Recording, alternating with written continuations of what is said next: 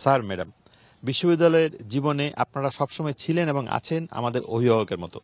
বাড়ি থেকে প্রথম প্রথম আসতে মন চাইতো না। আপনাদের সান্নিধ্যে সাবিপ্রবি হয়ে উঠেছে আমাদের দ্বিতীয় বাড়ি। আপনাদের মতো শিক্ষক পেয়ে আমরা গর্বিত।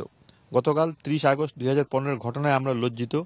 আমাদেরই কয়েকজন আপনাদের গায়ে হাত তুলেছিল, তখন আমরা আপনাদের পাশে দাঁড়াতে পারিনি। আপনাদের পিতামাতার সমান বললেও পারিনি আপনাদের সম্মান রক্ষা করতে। অথচ আপনাদের হাত ধরেই আমাদের সাবিপ্রবি আজ বর্তমান অবস্থায় আছে। আপনাদের কারণে আমরা আজ বুক ফুলিয়ে বলতে পারি আমরা সাস্টিয়ান। এখন হয়তোবা আপনাদের সাথে দেখা হলে আপনাদের দিকে তাকাতে পারবো না, মনের ভিতরে অপরাধবোধ নিয়ে হয়তো ঘুরে বেড়াবো সাবিপ্রবি ক্যাম্পাসে। আমরা আন্তরিকভাবে দুঃখিত, আপনাদের প্রাপ্য সম্মানটুকু আমরা দিতে পারিনি। আমরা ক্ষমাপ্রার্থী। সাধারণ শিক্ষার্থী, শাহজালাল বিজ্ঞান ও প্রযুক্তি বিশ্ববিদ্যালয়। ছোট একটা চিঠি। তো যদি আমাদের কোনো ছাত্রছাত্রী অনুষ্ঠানটা দেখছে, আমি তাদেরকে বলবো যে তোমাদের অপরাধবোধে ভোগার কোনো কারণ নেই, তোমরা আমাদের দিকে খোলা চোখে তাকাতে পারো। তোমাদের জন্য আমার ভালোবাসা এবং স্নেহ।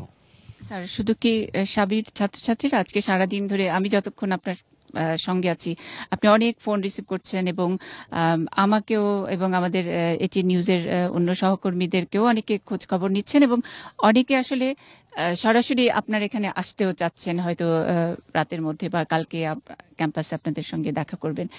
তো গোটা বাংলাদেশ এভাবে আমি বলবো যে রিয়্যাক্ট করার এই বিষয়টা, অনেক সময় আমরা তো হতাশ হয়ে যাই, মন খারাপ করি যে আমাদের বোধহয় সবই গেল। এই যে রিয়াকশনটা, সবাই যে এসে সাবিকে বা আমাদের অহংকারের উপরে যে আঘাত করেছে, সেই আঘাতের একটা শ্রদ্ধা দিয়ে অন্য আরেকটা জবাব দিতে হবে, সেটার জন্য যে রিয়্যাক্ট করলো স্যার, সেটা মানে না না, অবশ্যই আমি আমি খুবই অভিভূত। হয় কি, যখন নাকি কেউ শরীরে আঘাত করে তখন সেই আঘাতটা হয়তো সহ্য করা যায়, কারণ আমাদের অনেকে অ্যাক্সিডেন্টে গিয়েছে, হাত ভেঙেছে, পা ভেঙেছে, কষ্টটা সহ্য করেছে। কিন্তু যখন নাকি এভাবে একজন ছাত্র একজন শিক্ষকের উপর আঘাত করে, তখন মনের ভিতরে যে কষ্টটা হয় সেটা কিন্তু ভোলা খুব কষ্ট।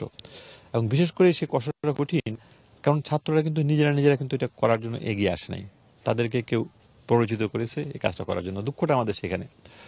তো এখন মানে হ্যাঁ, শিওর, মনে তো দুঃখ হয় সেখান থেকে। এবং কালকে রাত্রেবেলা যখন নাকি একান্তে আমি এবং ইয়াসমিন বসেছিলাম, তখন আমাদেরকে খুব মানে নিজেদের কষ্ট লেগেছে। এবং মাঝে মাঝে গভীর রাতে ইয়াসমিন মানে নিজের মনে একটু কেঁদেছেও, তাই না? মানে ওই কষ্টটা কিন্তু অন্যরকম কষ্ট, এটা কাউকে বোঝানো যাবে না।